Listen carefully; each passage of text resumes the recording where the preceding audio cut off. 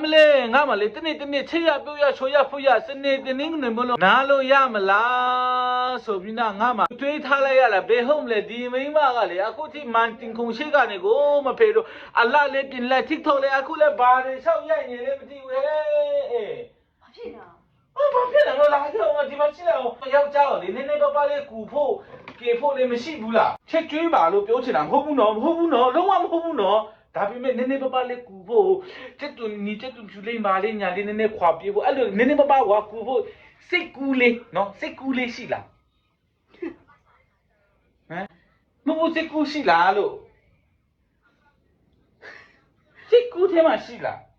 စစ်ကူးမှာတော့ရှိရပေါ့ယောက်ျားရဲ့ငါယောက်ျားကိုမကူပဲပဲနေမလဲတကြောက်ကိုကူချင်တာပေါ့စိတ်ကူးမှာပေါ့အေးလေစိတ်ကူးလေးပါပဲဒါအိမ်မက်လေးပါပဲအဲ့လောက်ကြီးကြတော့မင်းဟာများသွားပြီအော်လာအခုလာကူဟုတ်ပါဦးမင်း